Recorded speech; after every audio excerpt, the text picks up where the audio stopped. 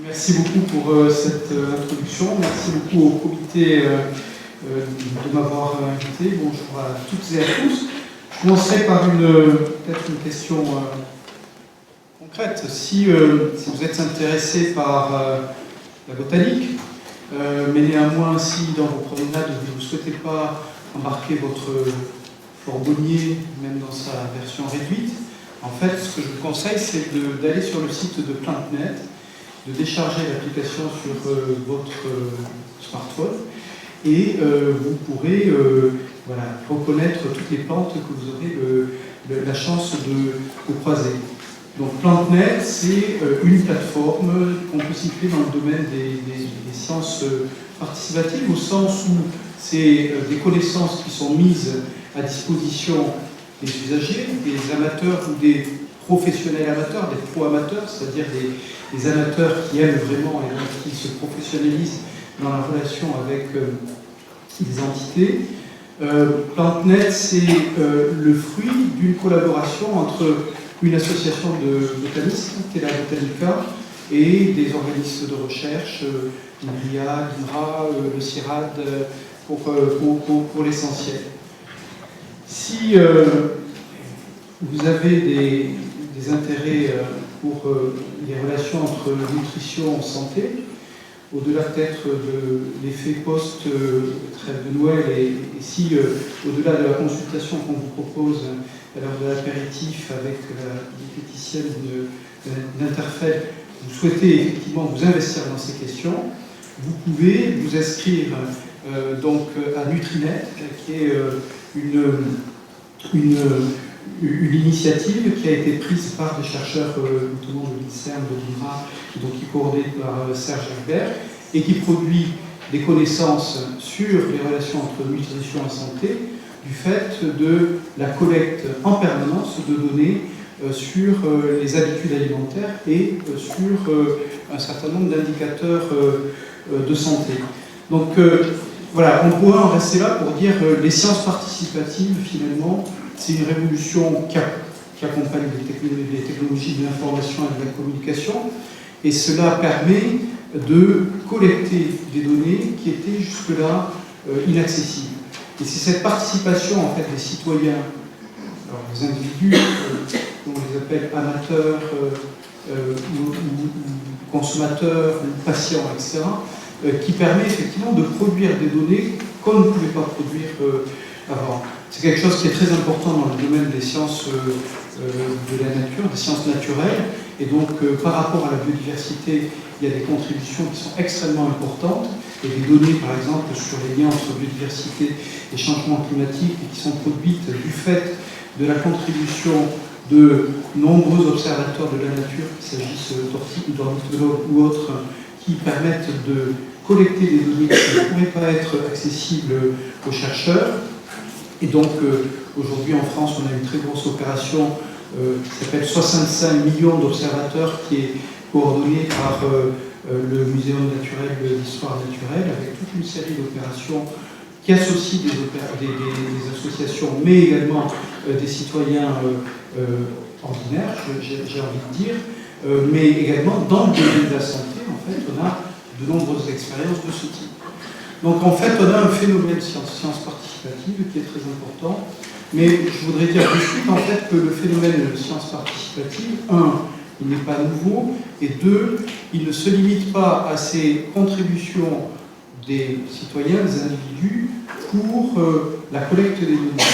Et en fait, si on a une focale, et ce sera la focale de mon exposé qui est un peu plus large, et on voit qu'il y a toute une diversité, j'ai envie de dire, de façons d'associer les acteurs sociaux à la recherche. Et si on reste par exemple dans le domaine de la santé, on sait très bien que les années 80 sont les années d'une révolution en fait entre les sciences biomédicales et les patients, avec notamment des investissements très forts des associations de patients dans une collaboration active avec la médecine clinique, mais aussi avec la recherche biomédicale. C'est toutes les leçons de l'expérience des années SIDA. Et ensuite, vous savez que dans le domaine maladie orpheline et donc dans le domaine de la recherche en génétique, qui a également une mobilisation très forte des associations de patients. Et ce n'est pas simplement par le financement de la recherche, mais c'est par une collaboration étroite avec la recherche. Donc il y a des formes de sciences participatives qui dépassent en fait ce qu'on peut qualifier de crowdsourcing ou de gaming, c'est-à-dire l'utilisation du temps utile des citoyens, de leur envie de participer à une entreprise créative.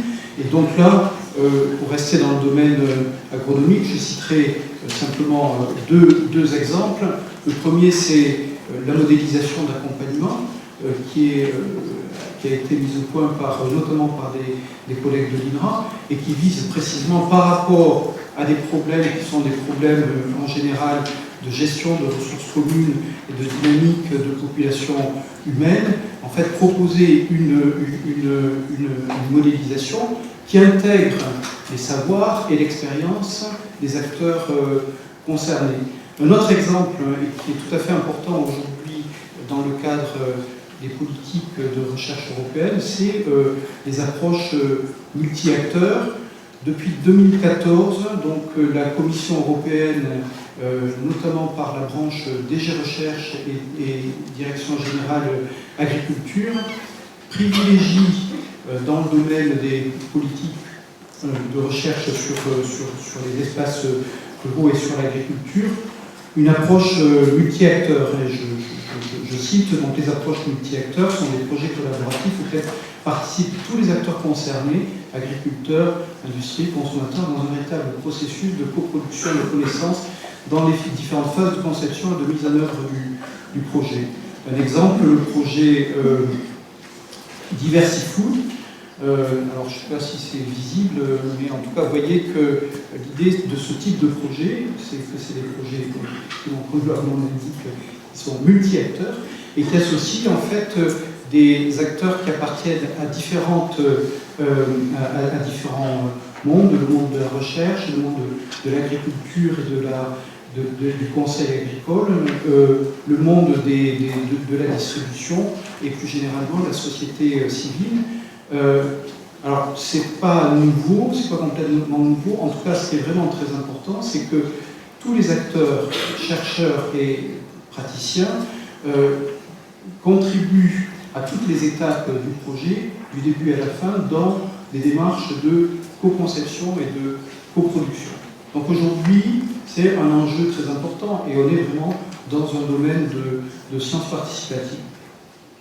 Du coup, ce qu'on peut dire, c'est que comme je l'ai indiqué, on a un phénomène aujourd'hui de sciences participatives qui se traduit par de nombreuses initiatives, et il est difficile en fait d'en faire l'inventaire, initiatives des chercheurs eux-mêmes ou initiatives des acteurs associatifs dans bien des cas, qui se traduit aussi par un certain nombre d'initiatives institutionnelles. La Commission européenne, je l'ai cité pour ce qui concerne les approches multi-acteurs, mais la Commission européenne développe tout un programme de financement des sciences, ce qu'on appelle les sciences citoyennes.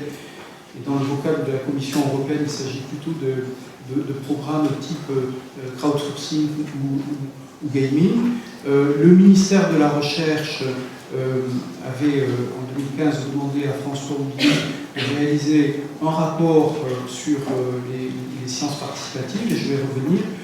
Récemment, la Ligue européenne des universités de recherche a sorti un rapport sur ces questions et pointant l'importance de ces développements. Bon, mais on pourrait prendre d'autres exemples de soutien institutionnel fort aux sciences participatives. Donc je vais m'appuyer sur le rapport qui avait été demandé à François Houlier et donc faire référence à différents éléments dont certains qui sont de ma propre contribution dans ce rapport. Tout d'abord, en fait, quand on parle de sciences participatives, je crois qu'une des choses que fait ce rapport, c'est situer en fait l'univers de référence. Et donc, sciences participatives, ce n'est pas l'ensemble des interactions entre sciences et société, c'est une partie qui est sous les feux de la rampe, mais faut bien avoir l'idée que quand on parle de sciences participatives, on est sur de la production de connaissances, on est sur de la co-conception ou de la coproduction, on n'est pas sur des objectifs généraux de gouvernance de la recherche, on n'est pas sur les orientations générales. On n'est pas non plus dans la communication, dans la vulgarisation, dans l'éducation, dans la culture scientifique, même si, évidemment, les trois pôles du triangle peuvent interagir. Donc, ce qu'on a fait dans cette mission, c'est d'abord essayer de proposer une définition pour les sciences participatives, définition en fait qui ne partitionne pas les différentes conceptions et les différentes pratiques que j'ai évoquées en introduction, mais qui permettent de prendre l'ensemble des sciences participatives dans la diversité. Vous croirez que pour me rattacher au thème de ces rencontres, je me suis fixé un objectif de fréquence d'utilisation du terme diversité. C'est pas du tout le cas. Et je reviendrai sur la question de la diversité telle que je pense que les sciences participatives l'éclairent plutôt en conclusion. Donc là, ce qu'on a proposé, c'est la définition suivante, c'est formes de production de connaissances scientifiques auxquelles les acteurs non scientifiques professionnels, qu'il s'agisse d'individus ou de groupes, participent de façon délibérée. Donc quand vous faites des clics, quand vous laissez des traces et que Google utilise ces traces pour produire des connaissances en termes de traduction, en termes de profiling, ou etc., nous avons considéré dans cette mission qu'il ne s'agit pas de sciences participatives. Et c'est une question qui a été discutée avec les collègues de l'INRA, quand un sociologue fait une enquête et donc interagit avec ses enquêtés, il ne s'agit pas de sciences participatives. Quand on est dans son futur groupe, on peut discuter. Mais en tout cas, cette idée qu'il s'agit d'une participation active et délibérée est une idée importante. Et donc, du coup, il y a une série d'expressions proches, sciences citoyennes, recherche-action participative, crowdsourcing, etc. Alors, si on veut caractériser les sciences participatives, je l'ai indiqué, l'idéal, ce serait de pouvoir faire un inventaire des projets, ce qui est assez difficile et très coûteux. Ce que nous avons fait dans le cadre de cette mission, en fait, c'est ce qu'on sait faire. En fait, on a fait une étude scientométrique pour essayer de voir, quand on interroge sur les bases de données, Web of Science, Google Scholar, etc., c'est quoi les sciences participatives? Donc, quand on fait ça, il faut évidemment faire s'accorder sur une équation de mots-clés, ce qui est toujours un peu compliqué quand on est sur des thèmes émergents. Il n'y a pas une indexation des articles en fonction d'une entrée sciences participatives, bien évidemment. Donc, ce qu'on a choisi comme équation de mots-clés, c'est ce que vous avez sous les yeux. Et donc, les analyses faites sur Web Scholar permettent de repérer à peu près 5000 articles.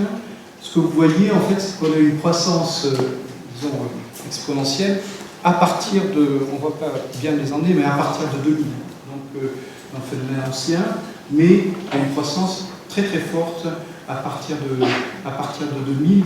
Croissance qui est liée sûrement à un effet de mode, un effet de relabellisation, c'est-à-dire que les chercheurs, pour des raisons diverses et variées, parfois opportunistes, utilisent les termes liés à sciences participatives, alors qu'ils les utilisaient moins dans les périodes précédentes. Mais ça traduit aussi tout l'intérêt dont j'ai parlé, le fait que les sciences participatives sont sur l'agenda d'un certain nombre d'institutions, et donc on a des programmes de recherche, on a des soutiens, et donc on a un phénomène qui est lui-même réel. Alors, donc à partir de ce corpus, et avec l'outil que nous avons en Marne-la-Vallée, qui est l'outil de traitement des corpus textuels Cortex, nous avons fait en fait une analyse pour voir effectivement, essayer de cartographier les sciences participatives à partir des publications. Et donc, ce qu'on a mis à l'évidence, donc on a fait plusieurs types d'analyses, je vais passer assez vite là-dessus, mais on a fait une analyse lexicale, donc une analyse à partir des termes utilisés par les chercheurs dans différents champs de référence. Et donc, le logiciel, en fait, fait à la fois une analyse de réseau, une analyse de clusterisation. Donc, ce que vous voyez, les espèces d'astres noirs, c'est simplement les clusters tels qu'ils sont définis par les algorithmes à partir en fait de distance entre les points. Et donc on identifie trois ensembles avec une diversité de positions dans les ensembles. Un ensemble en fait qui est assez central, donc un ensemble qui est assez central en fait, qui est la recherche-action participative. Un ensemble qui est très important sur le plan volume, qui est le Community-Based Research, et donc qui est très lié en fait à la recherche en santé publique aux États-Unis. C'est quelque chose qui est extrêmement important. Et un ensemble qu'on peut qualifier de Citizen Science, et en fait l'étiquette est liée aux termes qui sont utilisés dans le corpus, et Citizen Science en fait est très associé dans ce corpus, pas à la citoyenneté, mais au crowdsourcing et au gaming. Donc on confirme ça avec des analyses de co-citation, donc à partir des articles qui sont cités, des références qui sont citées par les articles, et j'aurais dû vérifier, je suis désolé, en fait, les transparences, enfin les diapos sont vraiment pas claires, donc quand on fait des analyses de co-citation, ce qui est intéressant, c'est qu'on revoit en fait les mêmes clusters qui ressortent, que j'ai déjà évoqué, et en fait ce radar permet de faire une analyse de l'histoire des citations, et donc de remonter aux citations les plus anciennes dans le corpus et de montrer quels sont les liens de filiation entre les citations. Alors c'était lisible, mais au départ c'est un papier de 1946 de Kurt Lewin, et qui est plutôt dans le domaine psychologie organisation, donc c'est un domaine dans lequel il y a eu beaucoup de travaux, il y a encore beaucoup de travaux sur la question de la participation. Et puis, si c'était plus net, à la fin des années 60, en fait, on voit des points qui sont très importants. Donc il y a Paulo Freire, et donc toute la question de l'éducation populaire et de l'empowerment, qui est une source importante. Mais on a également un papier qui est très important de Sherry Harstein, qui est une urbaniste aux États-Unis, et qui a produit en fait un papier qui est très signé, qui donne les échelles de la participation. Donc à partir de là, en fait, on voit, ce qu'on peut remarquer, c'est qu'il y a des références communes très importantes entre la recherche-action participative et le Community-Based Research.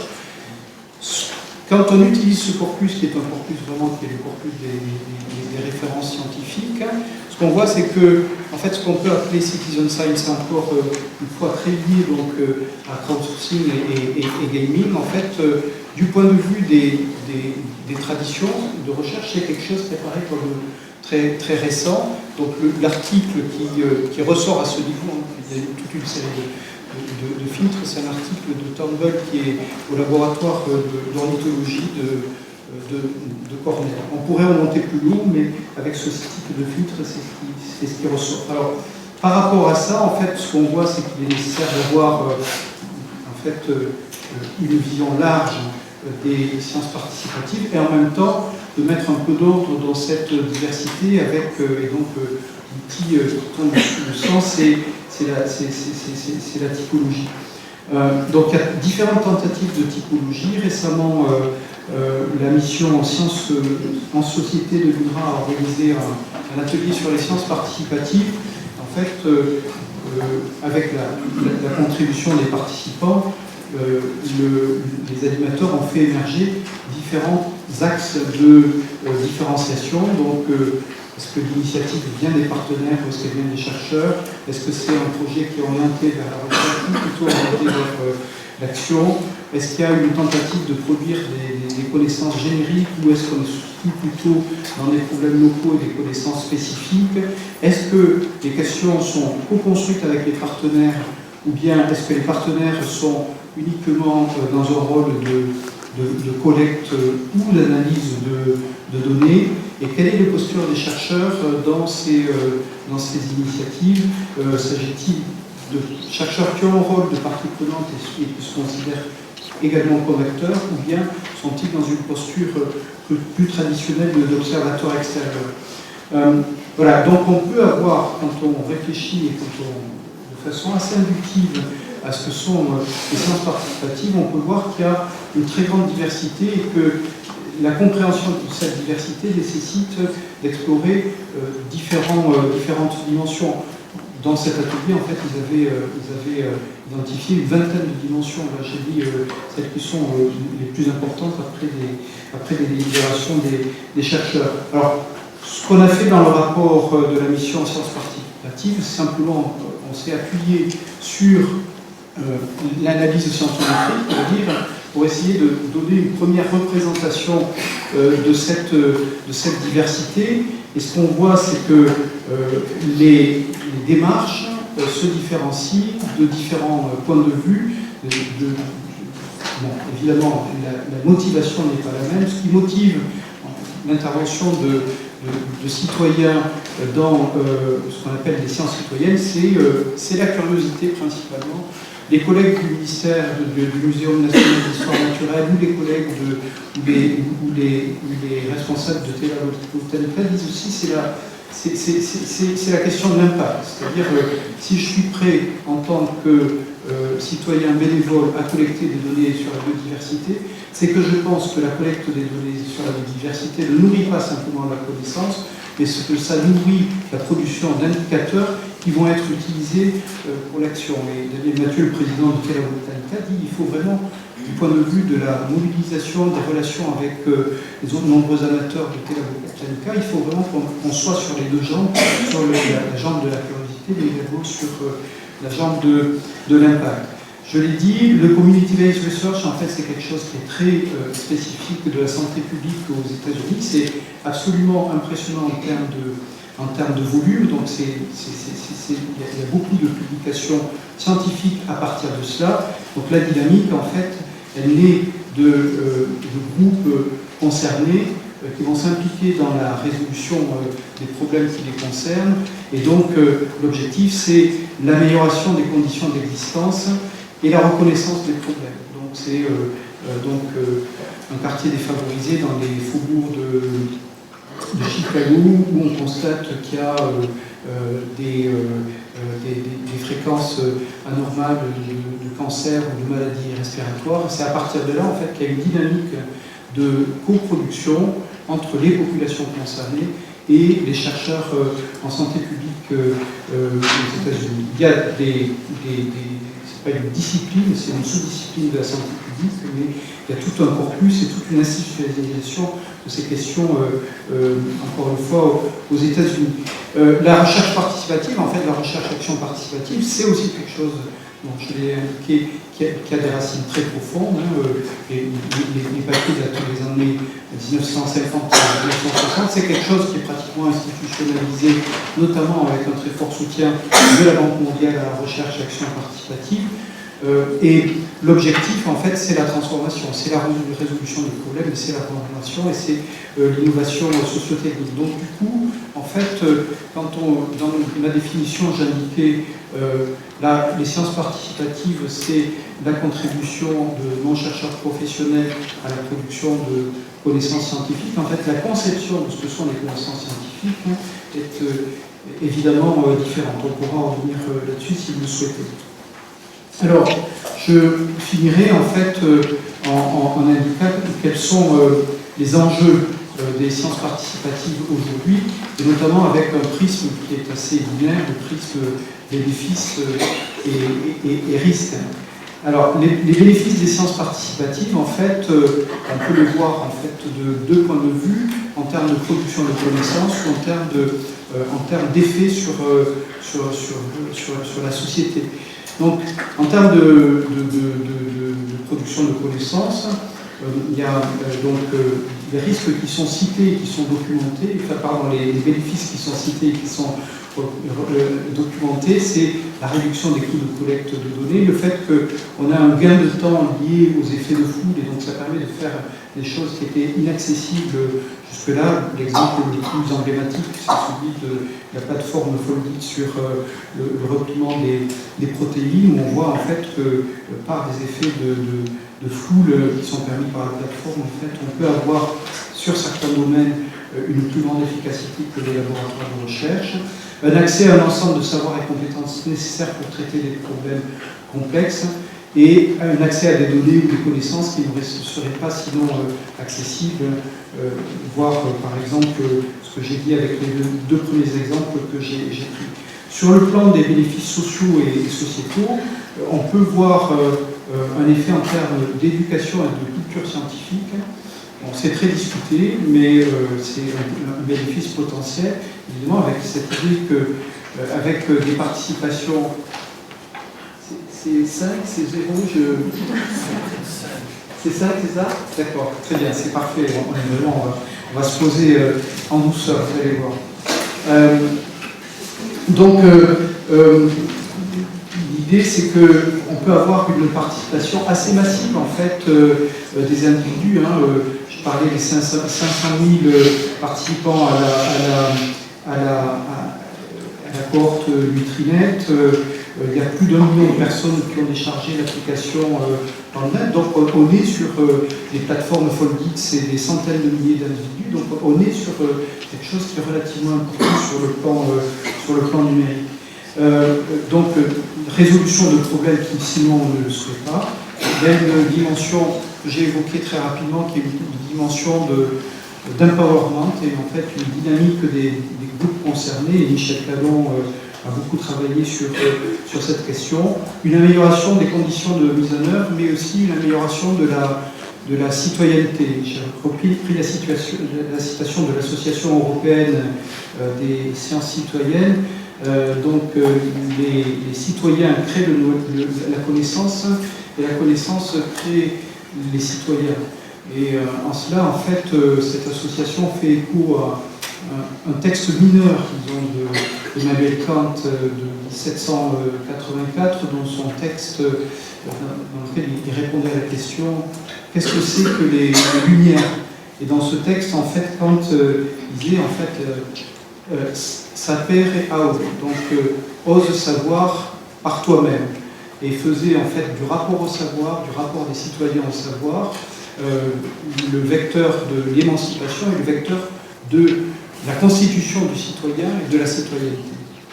Donc c'est quelque chose qui est évidemment très important. Alors les risques potentiels, il y a des risques qui sont méthodologiques, donc des données qui sont pas contrôlées et donc qui introduisent éventuellement des biais systématiques, un problème d'incomplétude des plans expérimentaux, donc tous les problèmes auxquels on doit se confronter quand on est dans des situations de recherche de terrain où on a du mal à faire des plans d'expérience contrôlés.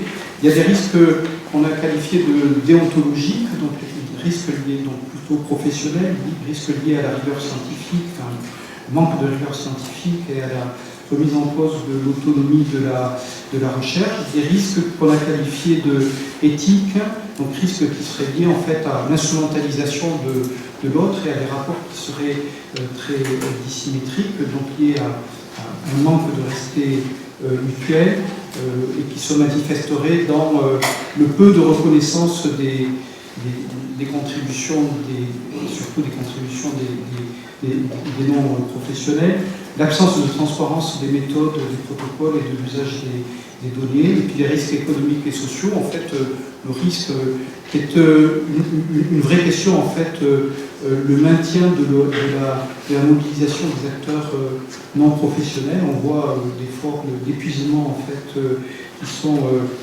assez fréquentes, et puis un risque qui est un risque d'ubérisation de la recherche. Donc, par rapport à cela, la question c'est de savoir comment effectivement on peut avoir des bénéfices sans des risques. Et ça nécessite une construction en fait du milieu, une construction des comités professionnels, une construction en fait d'un certain nombre d'outils, dont une charte des sciences participatives qui a été co-construite par des acteurs de la recherche et de la société civile pour la France et qui va être signée probablement en février. Donc, deux mots de conclusion, si vous me permettez. Je crois que ce qu'il est important de rappeler, c'est que même s'il y a un effet de nouveauté, même s'il y a un effet de mode qui est très important, les sciences participatives s'inscrivent dans une tradition longue. Il est important de se souvenir effectivement de ces origines et de ces racines. L'intérêt renouvelé pour une recontextualisation de la recherche, je crois que c'est de cela dont il s'agit. Donc si on prend en fait une temporalité historique beaucoup plus longue, on peut dire en fait que la recherche s'est décontextualisée à partir de la fin du XIXe siècle et d'une certaine façon elle se recontextualise aujourd'hui, et cette recontextualisation de la recherche dépasse l'effet de monde parce qu'il tient à différentes tendances de fond. Donc premièrement, les grands défis sociétaux qui requièrent de nouvelles approches pour traiter des problèmes complexes et enclencher des transitions profondes. Deuxièmement, le niveau d'éducation élevé, la volonté des citoyens de participer, il y a un vrai intérêt, une vraie appétence. Et puis troisièmement, le développement des techniques numériques. Voilà, et donc la question en fait, c'est de savoir comment aujourd'hui accompagner un développement durable des sciences participatives qui constitue un véritable enjeu pour les chercheurs, avec un certain nombre de craintes concernant la perte de liberté, la perte d'autonomie et des enjeux extrêmement importants du point de vue en fait à la fois de la production de connaissances, mais aussi de la transformation des rapports entre la recherche et la société. Cela pose des questions qui sont de différentes natures, mais il me semble que les questions les plus essentielles sont des questions épistémologiques dont on pourra discuter tout à l'heure ou une autre fois. Merci pour votre attention. Bon. Rapidement, est-ce que tu penses que elles représentent aujourd'hui un moyen pour permettre de réconcilier un petit peu sciences et société, notamment dans les domaines qui nous concernent, et pour être plus en phase avec la problématique de nos cultures spécialisées? Est-ce que tu as connaissance ou est-ce que tu penses qu'il y a pour ces cultures qui sont très diverses, est-ce que tu penses qu'il y a une place pour les sciences participatives dans les travaux que l'on est amené à combler? La réponse est oui aux deux questions. Donc je vais commencer par la seconde. En fait, il faudrait prendre un peu plus de temps pour en discuter, mais c'est à dessein que j'ai cité Diversifood, qui est un projet qui est coordonné par l'INRA et qui vise en fait à faire de la sélection participative autrement. Donc on sait que dans le domaine de la sélection participative, il y a un certain nombre d'initiatives qui, au départ, se sont inscrites plutôt en contre, c'est-à-dire en alternative à des démarches plus classiques. Alors, je ne dirais pas que Diversifood est le seul moyen, la seule méthode, mais je pense que c'est vraiment intéressant. Ce qui est intéressant, c'est de voir que Diversifood émerge en fait du fait de la mobilisation d'un certain nombre d'acteurs qui se sentent un peu mal à l'aise avec le système tel qu'il existe. Et la question, je pense, que pose Diversifood, toute cette trajectoire à la sélection est une question qui est intéressante. La question donc, évidemment, je n'oppose pas Diversifood à des institutions et des façons de faire plus traditionnelles, mais il me semble qu'une des questions qui se posent aujourd'hui, c'est, du point de vue des sciences participatives, en fait, c'est d'arriver à avoir de meilleures interactions entre les connaissances scientifiques, les connaissances d'action et les connaissances de l'expérience. Jusqu'à présent, en fait, on a, je vais le dire de façon un peu brutale, on a considéré que l'agriculteur, là-dedans, il n'avait pas de connaissances spécifiques à apporter dans ce processus, il était juste utilisateur.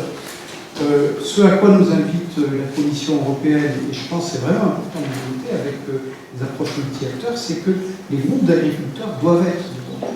Alors les groupes d'agriculteurs, ça peut être les chambres d'agriculture, les CUMA, les CIVAM, etc. Enfin, ça peut être les coopératives. Mais en tout cas, il faut qu'ils soient complètement impliqués. Et je crois que ça répond, de mon point de vue, aux deux questions que tu as posées.